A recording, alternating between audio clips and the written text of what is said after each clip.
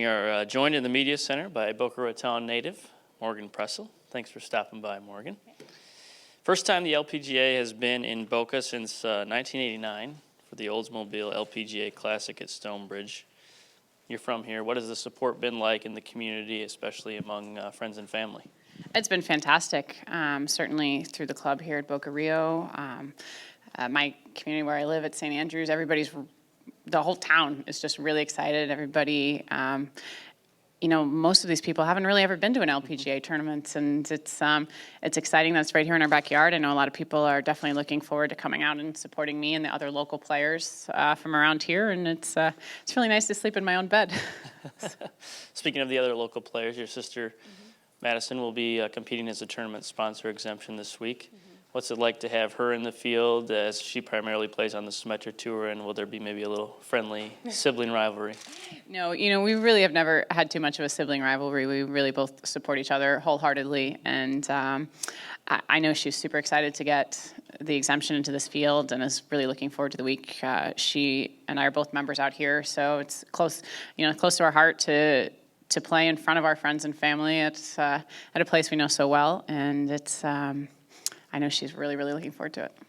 Speaking of the support, you recently hosted the 13th annual Morgan and Friends right here in Boca, helping raise funds for patient care and research in the fight against breast cancer. How much was raised, and what has that journey been like to honor your late mother, especially looking back on all that you've been able to accomplish? Yeah, it's really a special thing that we've all been able to do here in Boca Raton to give back to our community, especially through St. Andrews. It's over the last 13 years, we've raised over $9.5 million, and it was actually quite neat. The Mama Van's out here on property this week, so it's kind of behind the 17th tee, and I even said to Rock, I said, this is neat because some of the other players who hear about what we do but maybe don't see it get to see that it's out there this week, and it's really special. Obviously, Madison and I, our mother passed away when we were young, 12 and 15, so it's in any way that we can honor her and, of course, help other people who are fighting breast cancer not have the same fate that she had. And we're big on early detection, and that's why the Mammoth Fan is so important to us. That's out there on the golf course this week, and it's kind of a billboard that says, get your mammogram, and that's really important to us. On the golf course, you had 6 top 10s in your 6th U.S. Solheim Cup team appearance last year. How do you hope to build on your success and the overall excitement from the 2019 season?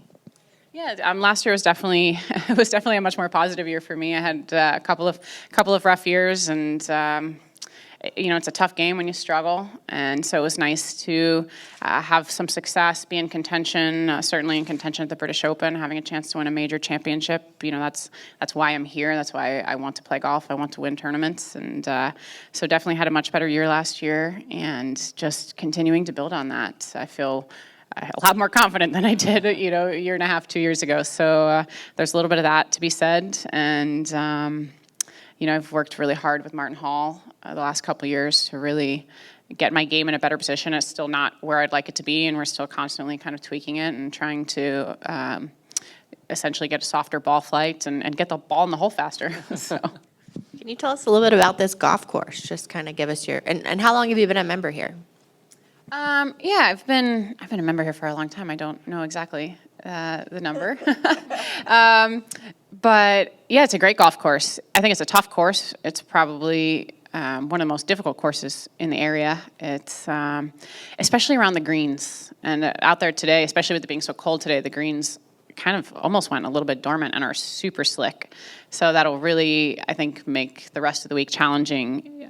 You can definitely get yourself in areas if you don't know the course well enough where you could be in a lot of trouble quickly. So I think hoping a little bit of course knowledge helps me out. And we've had so much wind here in Florida over the last month, and it doesn't seem like it's letting up. So I think that'll be one of the biggest challenges this week. Hey, Morgan, what are some of the challenges that you face? You're not used to playing at home in such a home crowd where you're going to be a favorite. You're used to playing all over the world. You're maybe staying at home this week. How is that going to be different, and how are you going to handle some of those challenges you might not be used to? I I think the weirdest thing was not having to pack. I think I was like, am I playing a tournament? I don't have to pack. This is very strange. I'm trying to, kind of the last few days have been a little bit crazy. I had played Brittany's outing. My cousin got married over the weekend. I played Brittany's outing on Monday. Yesterday was a little nuts, and then I'm going to take this afternoon and kind of try and rest and relax. I mean, there are a lot of people and a lot of, I would say, more demands on me than would be in a normal week playing at home. So just going to try and get the rest when I can, and go back and take a nap with my dog, and try and take some time off when I can. But I'm just really looking forward to seeing everybody tomorrow. It looks like the weather for the rest of the week will be great, and I'd say it's an added bonus to be able to stay at home more than a challenge. Awesome. Morgan, we'll leave you with this one. Golf has been, such an instrumental part in your life, obviously. Deep down, what does it mean to you specifically to have the LPGA Tour family stop in your hometown? Yeah, well, it's incredibly special to me because that's how I got inspired to play golf. I was a young junior golfer growing up in this area, and the LPGA used to have a stop in Doral. It used to stop at Ibis, and I remember going out and watching my idols and just really being in awe of how they played, of just wanting to be them. And, when I got my first taste of that playing in the U.S. Open at Pine Needles, that was kind of when I made my decision that this is what I want to do with my life. And to think that the roles have reversed and now I'm in that position to inspire another generation and hopefully all the youngsters here in this area to be able to bring it here. There are so many. Junior golf is becoming such a big thing, especially in this area, South Florida, where we love to play golf here.